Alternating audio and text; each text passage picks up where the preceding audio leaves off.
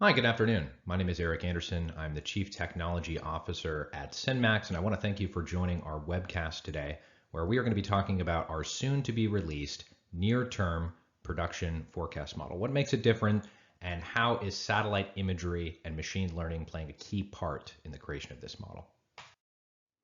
All right, so why do we need a new production model? Well, it's no secret that of the whole S&D, supply is consistently difficult to forecast, especially in the short term, right? If we're ignoring the weather, in fact, I think supply is one of the most consistently missed forecast components in an S&D. That is largely because of two reasons, right? The first one is we have tons and tons of fantastic data from the EIA and from state reporting agencies like the Texas Railroad Commission, but this data is lagged, and it's lagged by an average of 4 months. So we have to fill that lag in order to just get current information on what's happening with production, right? So one of the most common ways to do this is that we use interstate pipe scrapes, right? So pipes that flow across state lines are regulated by the FERC, and they must legally post all of their flows, as I'm sure many of you know. And these flows can be scraped or aggregated together into a database, and you can use a portion of those to model daily production on about a 1-day lag. So this is great. It works awesome in regions like the Northeast, where most of the pipelines up there are interstate pipelines. But when we go down to Texas, which happens to be one of the most important production regions right now, that sample falls a lot lower, and you're lucky to get an R-squared of 0.6, 0.7 in some of the most prolific and important regions of Texas, just because it is not uncommon for a molecule of gas to flow from a well all the way into storage without ever passing on an interstate pipe. It can stay strictly into intrastate pipes, which creates a big problem, right? These unseen production changes can be impossible to know about in advance, and they can cause a lot of EIA storage number surprises. And then the other reason why we need a new production model is that other models do very poorly when it comes to near-term production, which can be extremely material to markets. Right, so we essentially have two different kinds of models that are most popular out there. The first one is a rig count based model, and these models go back a long, long ways, way before the shale revolution, where I'm sure they performed much better. But now that the well life cycle for the majority of prolific wells has changed to include frac crews as the final stage before production comes online, these models perform very poorly simply because rigs and DUCs are often totally uncorrelated. You can have a growth in rigs that is also a growth in DUCs, right? These are drilled but uncompleted wells, which means that rigs are not going to be correlated at all to production. You can argue that long-term rigs are always going to be correlated to production because they're not going to drill it without completing it, and I agree with you that's true, but we're talking about the short term here. Probably the current to 3-month range. Rigs have a very poor correlation to production. And then the second type of model, which is my preference, right, when I pick the two, is a producer survey model. It basically requires an analyst to go out and listen to all the earnings calls of all the public producing companies and aggregate that information together to determine what the production growth is amongst those companies, and then extrapolate that to the private companies. Historically, this model has performed, I think, better than the rig-based models for long term, but it still has huge deficiencies in the short term. First deficiency is that you only get new information every 3 months, right? So you're not going to capture 3 month changes. If there's a change in producer behavior, you're not going to find out about it until the next earnings seasons when you can get all those updated guidances. And the second one is that there is not necessarily a relationship between public and private producers. Public producers and private producers can behave in completely opposite manners, as you can see on the right chart here. So the right chart, I have about the last 18 months of frac crews, and I've broken out the frac crews. On the orange line are the public crews, and on the blue line are the private crews. So you can see for most of this history, they are performing kind of in lockstep with each other, although very recently we've seen a complete opposite behavior from them, where the private crews are ramping, the public crews are falling, and vice versa, right? So that means that any kind of producer survey model is going to miss in this period, not to mention it's going to be a very poor performer when it comes to near-term production forecasts. If you haven't seen our Hyperion Dashboard before, I'll give you a quick tour. This is the main page. All this information is also available through our API, where you can get these individual data sets down to the well level. On the left here, we have the fracking data. On the right, we have rig data. All of this information is derived only from our satellite observations, and if you'll see, it is a daily time series. We take an average of about 3,000 satellite photos a day to populate this, and this is not a modeled or extrapolated figure. This is the actual sample of satellite photos on every single day. So when I say there's 248 active frac crews in the lower 48, that means I can show you 248 pictures of frac crews. You'll notice that there appears to be kind of a soft ceiling on frac activity. We believe that's related to supply chain and labor constraints as the industry attempts to ramp up post-COVID. And that number's around 260 frac crews. So we are closely watching to see if frac crews can ramp beyond 260 as a bearish indicator for the market, as production obviously could increase from that. So we're keeping a close watch on that, but there is another way that production can increase, and that is through allocation to different regions. So an average well in the Permian, for example, on a gas basis produces about 800 to 1,000 MCF per day. You take the same frac crew over to the Haynesville, and an average well can produce around 20,000 MCF per day. So another way, with the frac crew ceiling intact, for production to ramp is for these frac crews to reallocate away from oily plays like the Permian and Eagle Ford and into the Haynesville. And there are some, although not definite, anecdotal signs that that may be happening right now. You'll notice that the frac crews have declined materially on a lower 48 level since about July. A lot of this is due to the Northeast, where we've lost a little over 10 frac crews, and we're already starting to see a little bit of an effect on production from that. But a much larger portion is actually coming from the Permian itself.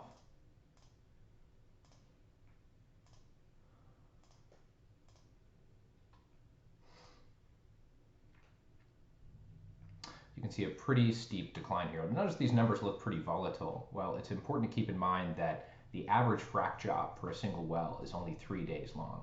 So that means there's only 3 daily observations that we would capture in here, and then there can be at least that many days between frac drops if a frac crew is moving from one well pad to the next. So this volatility is not a bug, it is actually a feature of the data set.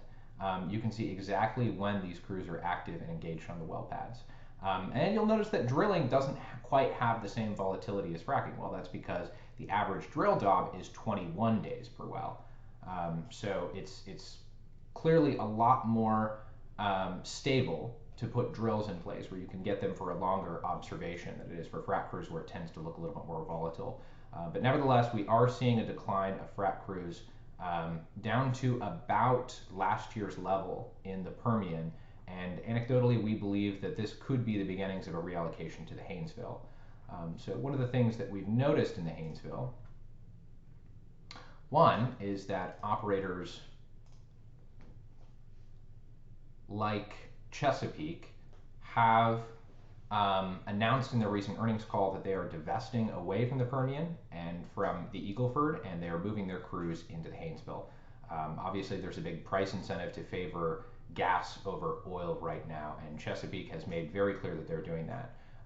But you know, there are signs that other operators are moving to the Haynesville as well. ExxonMobil in particular has not had any frac crew presence in the Haynesville for almost 2 years, 20 months. It was January of 2021 that we last saw any frac crews in the Haynesville for ExxonMobil. However, they have been running their rigs, and so they've been building up a little bit of a DUC inventory in the Haynesville. And as you can see, just a couple days ago, we for the first time saw frac crews come back for ExxonMobil wells.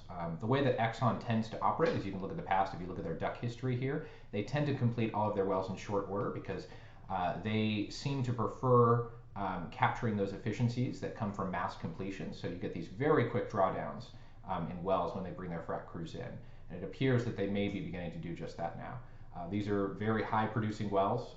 The first well that they're drawing down, or that they're completing right now, we're estimating it will have 13,000 MCF per day of initial production average in its first month.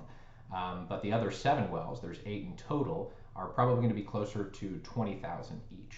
So this is a pretty significant, potentially material slug of production coming into Haynesville. We're closely watching that. As I said, all of this information is available down to the well level. We have tagged operators down to all the frac crews, down to all the rigs, down to all the completions and the DUCs. And you can pull that information either on our front-end portal, download it into an Excel right here, or you can use our API.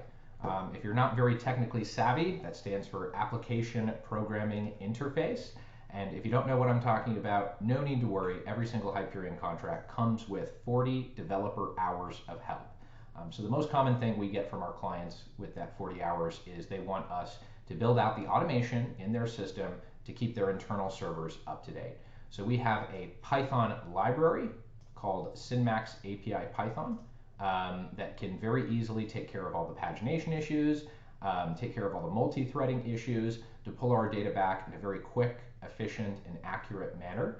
And we're happy to take care of setting up that automation for you so you can have your own internal SQL Server or some other type of database consistently updated with the most granular, well-level information coming straight out of our model. In addition to the fracking, rigs, completion, and DUC information, we also pull all the information back from the state agencies, right? So we have all the information from the Texas Railroad Commission, right? You can pull in production, not just for gas, for oil, and even water if you want to dig into the weeds too and see how flowback is going on particular wells.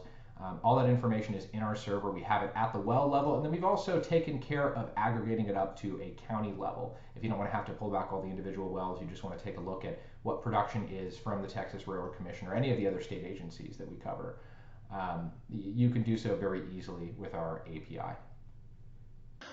So what's different about Hyperion, right? Why do we believe we have the missing ingredient to build a better production forecast model than has ever been built before? Well, as I talked about in the Hyperion demo, it comes down to three distinct differences, right? The first one is we are the only product that is using daily commercial satellite imagery. That's very important because, like I said, the average frac job is only 3, maybe 7 days long, right? And so you really need that daily satellite imagery. We're taking 3,000 satellite photos a day to accomplish this in order to capture frac activity accurately, right? Our competitors, a lot of them go out and they just use the free European Space Agency data, which has a cadence of about once every 18 days. If you're only getting a picture once every 18 days, you're going to capture about maybe 20% of the frac jobs, right? And with that information, the best you can do is you can try and take that sample and gross it up to the mean and model it on a regional or sub-regional level. We don't do this, right? Like I said in the presentation, so you can see on the charts here, if I'm saying there's 250 or 248 frac crews, right? That means I can show you that exact number of pictures of frac crews. This is not a sample. This is not modeled. This is the real deal. And the third difference is our data is near real time. What that means is, we're constantly taking pictures, right? We're constantly ingesting this information on a daily basis. And so we do not have a significant lag built into our data, which means that we can capture important events in the well life cycle that are very predictable of future production. And none of our competitors can do that. So what does that mean, capturing the well life cycle? Well, we're taking a lot of pictures, right? We're taking pictures when the permit is filed, before the well pad is cleared, once the well pad is cleared, once the rig arrives, once the rig leaves, once the frac crew arrives, and once the frac crew finally leaves, right? So this is just an example, just 6 snapshots of a well life cycle. Of course, there are hundreds and hundreds of pictures that go into the background of this. This just gives you an idea of what types of events our model is capturing. And the well life cycle is key in predicting production, right? So, I think all of you are aware that wells are drilled, right? Wells are drilled and wells are fracked. And between the period of when the rig leaves and the frac crew leaves, that well is in a DUC state, right? Drilled but uncompleted wells is a very important metric to track. It is the dry powder of production. It is what is immediately available to producers, assuming they can get the completion crews for them to bring on production very quickly. And producers tend to have strategies around DUCs, right? They tend to build up DUC inventory at times when the market is in a downturn and then draw on their DUC inventory in times when things are good and frac crew availability is such that they can get those wells completed. So monitoring DUCs is really important, and we have that information in near real time available to you both on our platform and through our API. But I think the key here is the turned in line lag. So not a lot of people know this, but after the frac crew leaves, it isn't just immediately production put onto the pipe. And I'm talking about gas here, although the same is true with oil as well.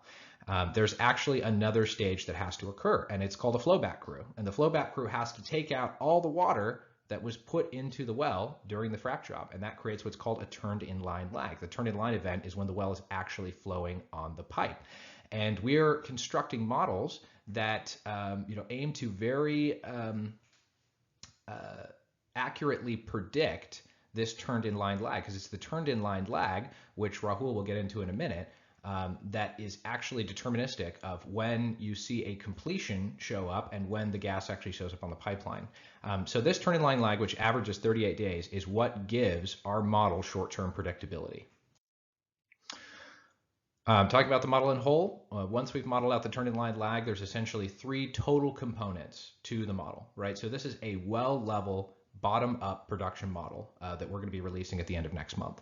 And it operates in 3 parts, and these 3 parts are going to be completely public. So, well, I should say public to our subscribers, public to people who sign up for Hyperion. We are not just going to give you a line of our forecast, right? We're going to actually give you the well level detail of our forecast. So you can see the top line of what we believe production is going to be next month, right? But you can also see the individual wells and all of our assumptions. And we're going to give you access to these 3 models. So turned in line model, when the frac crew leaves to when the well actually comes into production on the pipe. The IP model, which stands for initial production rate, and the decline model, which declines those well downs into their proper gas profile. Again, Rahul is going to talk about these 3 things in much more detail, so I'm not going to get into it right now.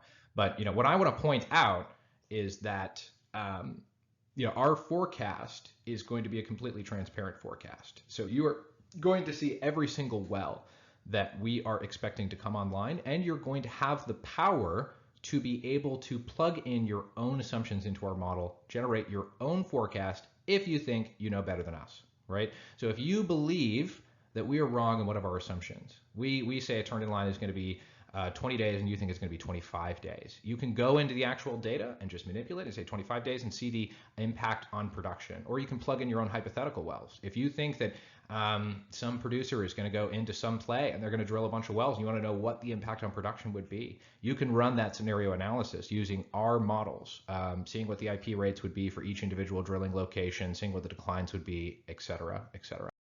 All right, with that, I'm going to pass it off to Rahul, our data scientist, who's going to talk about how these models work in more detail. Rahul? So thank you, Eric, for the introduction. So as Eric mentioned, the production forecasting model essentially has 3 components. There's the turn in line production component, where we predict once the frac crew has left the well pad, when the production from the wells is actually going to come online. Secondly, there is the IPR model, where we are predicting what the initial production rates of the well will be. And thirdly, there's the decline model, where we are predicting for wells which have already been producing for a while, what their short-term future is going to look like. Okay, so before I get into the details of the production forecasting model, here are some challenges which we have solved in this process. So the challenges around production forecasting, mainly around the data, and they are basically 3-pronged. The first one is the timing of this data. So most of the data which comes in from the public regulatory agencies is lagged by several months.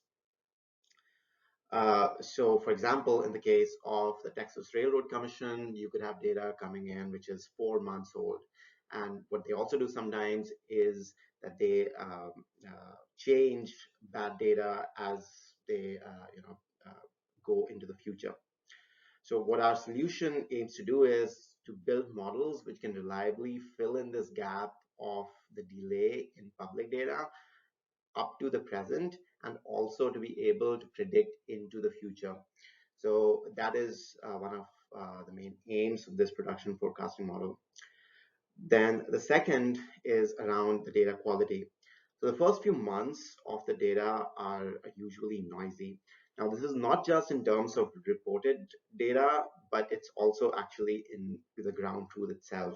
So the initial few months of the well are dominated by a lot of different things. There's cleanouts going on. There's shut-ins are fairly common, and moreover, it's in an exponential decline phase.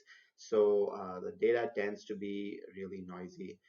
Um, the actual IP dates are actually either unavailable or unreliable. So you imagine there is a well which is producing at a very high rate, but you didn't know exactly when it came online. So this is kind of a big issue as far as production forecasting goes. Thirdly, the allocations which you get for a given well. So this is not necessarily actual production. In fact, most wells which we see in a production data set, they don't actually have flow meters attached to them. So the production numbers that you see for a given well are actually allocated numbers. So this allocation process could be good, it could be bad, it depends on the operator. So you do have to deal with that uncertainty in your data as well. Now, what is our solution to this? So firstly, machine learning has evolved to the point that it can deal with this kind of a noisy data, which has a large uncertainty around it, fairly well. So we have also been, carefully picking our machine learning modeling techniques, which are robust to a lot of this noise. The second advantage that we have here is we have a very large volume of data. We have data from hundreds of thousands of wells across many years and across different basins. So as far as our main objective goes, which is to capture large scale gas supply for, let's say, the Permian or the Haynesville or the Eagle Ford, these large volumes of data, they actually play in our favor. So a lot of this uncertainty in the data quality, uh, we can address using very large volumes of data. The third issue around production forecasting is basically around the frequency of the reporting. So the state agency data is monthly. So most theoretical models about production forecasting, they're based on daily production. So production forecasting is a very well-studied problem. There is a lot of very good research papers around this problem, but most of them focus on daily production. So one of the very prerequisites of any of these models is to have a production at the daily level, which also means that you need information on shut-ins and other granular anomalies, which are actually not available to us. So therefore, our solution to this is to move away from some of these daily production models and the assumptions that they are making about a well. Okay, now that I've set up the introduction for what challenges we are solving here, so let me move into the model details itself. So the first component of our production forecasting is the turn-in-line production. So the exact estimation of this turn-in-line production is surprisingly difficult. So if you talk to any operator, like their usual motivation is to turn on production as soon as possible. Now, I confirmed this by speaking to a few actual completions engineers and production engineers at different operators. So this decision, however, is ultimately driven by logistics and supply chain constraints. And in some cases, it is also operator patterns. So some operators are trying to achieve efficiencies of scale. So they complete a bunch of wells, but they don't bring them online immediately. And then they bring a lot of them online all at the same time. So not all operators can do this kind of thing because they just don't have enough wells to play with, but some do. Uh, and thirdly, engineering and geology have surprisingly little influence on this behavior. So engineering and geology, they may have a lot of impact on how fast a well declines and what the URs of the well are. But as far as tunnel line production goes, it seems that engineering geology do not have that much influence. And lastly, and I keep bringing this up, the actual IP dates are either unavailable or unreliable. So when you're training a supervised learning model, even your target variable has a pretty high uncertainty bar around it.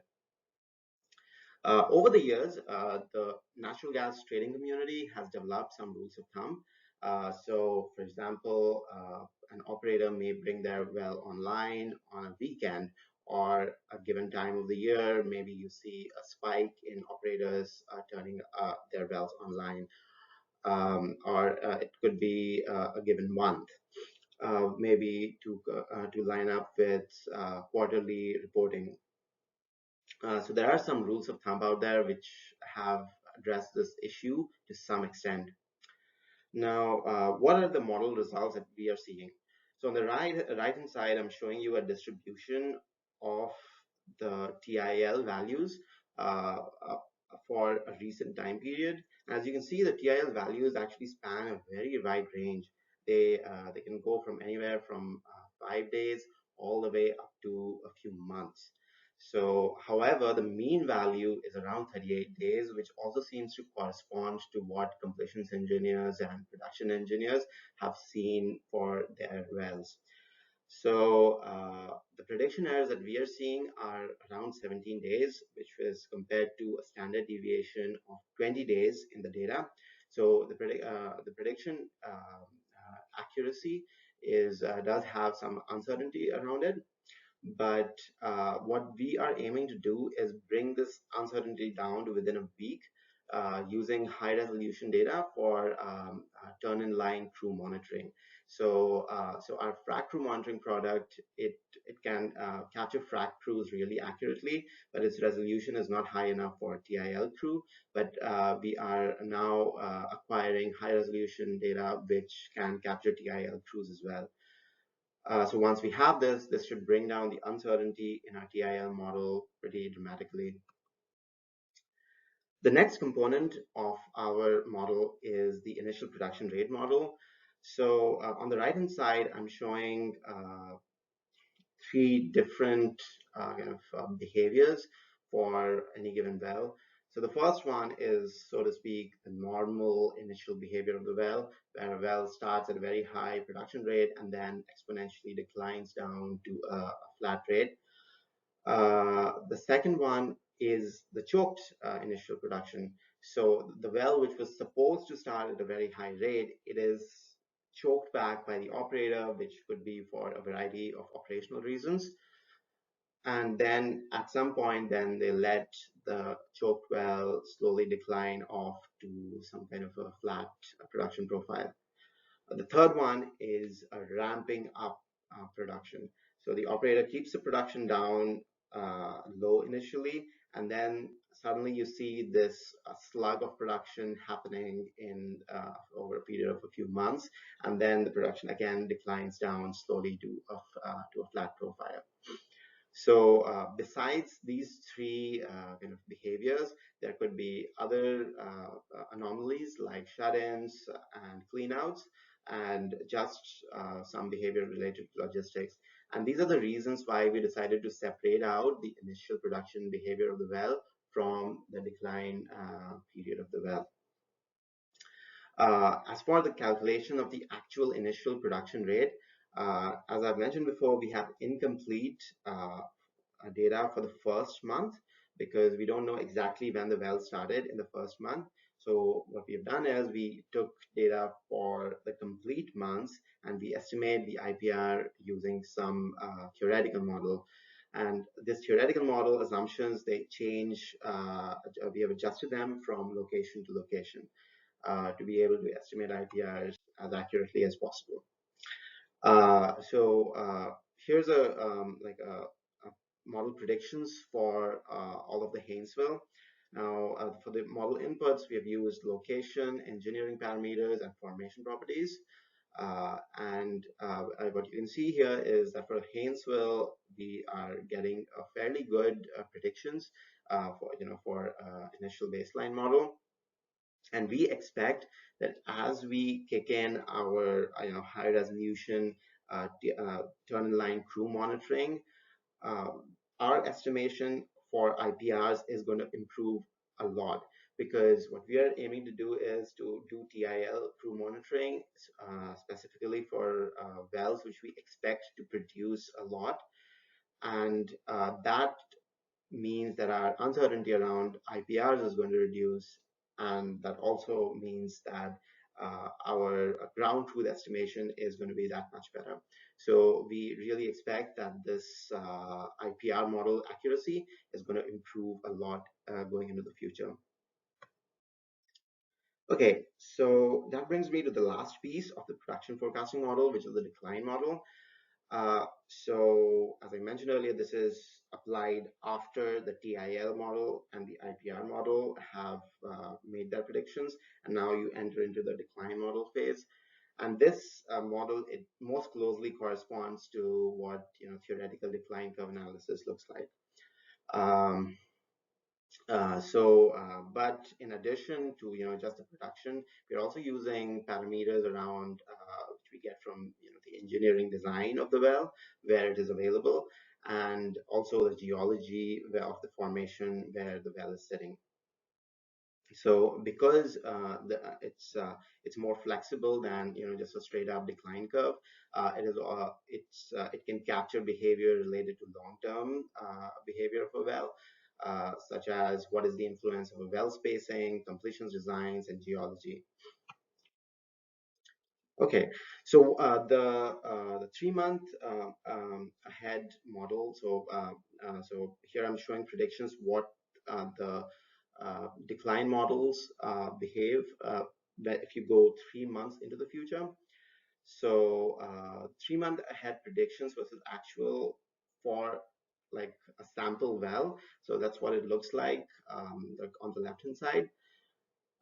As you can see, so there's the blue, orange, and green dots, where the green dots are the 3-month ahead predictions. So the 3-month ahead predictions, if you compare them to the 1-month ahead, you do see that there's more uncertainty around the 3-month ahead predictions. And so the uncertainty, it increases into the future as what you might expect. However, like once you make these predictions for all of the Haynesville, we get a pretty good R-squared correlation for our 3 months ahead prediction. So so as far as our predictions 3 months ahead goes for all of the Haynesville, so we are fairly confident of our numbers. So what I did was, once I had predictions at the well level for all of the Haynesville, I aggregated up all of these numbers over the entire area, and basically to construct a picture of the total gas supply for, let's say, all of South Texas and all of Haynesville, Texas. And this is going 3 months into the future, and this is what our predictions look like. So the red dotted line is basically the cutoff point of our training data. And so beyond that point, it's all predictions 3 months into the future. As you can see, we get a pretty close match with the actuals for this large region. But what was really encouraging to me and kind of exciting was that we were able to get not just a low error for the region, but also to be able to capture a lot of the volatility in the data. So we are not only able to reduce the absolute error, but also capture the trends of the movement in the data for a very large number of the months. So I would also like to emphasize that we are still working on this model, like continuously improving it. So it's only going to get better from this point on. Finally, I'd also like to talk about some of the deployment features of the well, basically how we envision this model could be used by our customers. So the first one is scenario analysis, basically asking what if questions. So let's say you have some basis for believing that the drilling rigs or the frac crews are going to increase at some point in the given future. So what is going to be the influence in the gas supply a few months down the line? Or let's say there is an operator who has completed a lot of wells and has not brought them all online. What would be the impact if all of those wells were brought online at the same time? You could also do granular analysis. So let's, for example, doing well spacing. Like if there's an operator which keeps reducing their well spacing, and hence increasing parent-child interactions, track hits. What is going to be the influence on production for that operator, or maybe for that region? And just going the same way, and you can do operator level forecasts for what the gas production for a given operator is going to look like, and that could be across multiple regions.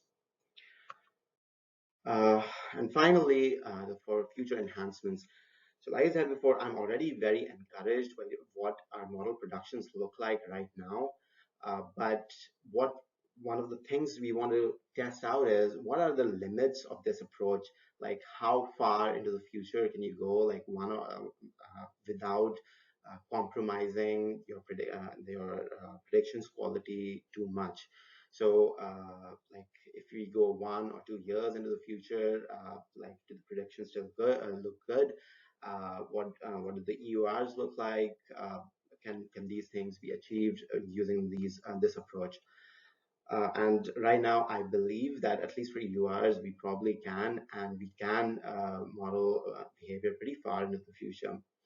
The secondly is the influence of freeze-offs. So, and this is not just for Texas, but also for any region where there is a lot of snowfall and the temperatures drop down a lot.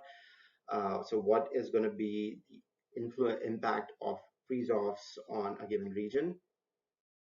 Then thirdly is geology features. So as I've already mentioned, we are using a very large amount of production data, like going back many years.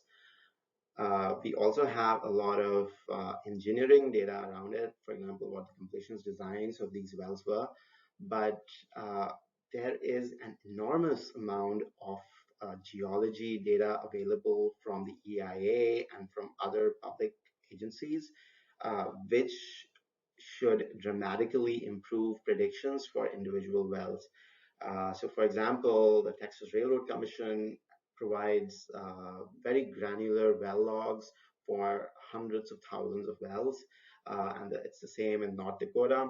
So the geology data is kind of not exactly the same across different states, but for individual states, you can get a lot of value by including geology information. So this could also include, for example, the 3D structure of the formation, like how thick the Haynesville is at a given location, and what the what faulting is going on at a given location. So you can extrapolate a lot of information using geology. So I'm really excited to see how much better our production forecast gets as we keep adding these future enhancements. So that's all from me, and I'm going to hand it back to Eric from this point. Thank you. All right, thanks, Rahul. In closing, we're going to be releasing or begin releasing this forecast at the end of next month. We're going to do it one sub-region at a time, starting with one in the Gulf, probably Texas, either Haynesville or Eagleford. And then we'll be rolling those up in subsequent months afterwards, eventually having a forecast for the entire lower 48, all the regions we currently cover. You're not just going to get the time series. Like I talked about earlier, you're going to get the well level detail, and you're going to get access to all three components of the model, so you can query those models yourself through the API, get your own answers allowing you to perform scenario analysis, or allowing you to construct your own internal model if you don't want to use ours, or if you want to compare its results to ours. So as a bonus for listening to this webinar, if you subscribe to Hyperion in the next 14 days from today, we're going to give you 20% off your first year subscription.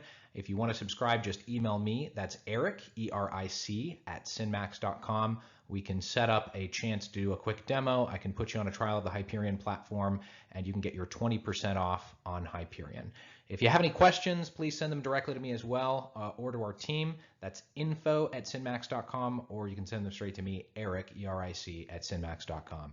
Thank you very much for enjoying. Hope to see you next time.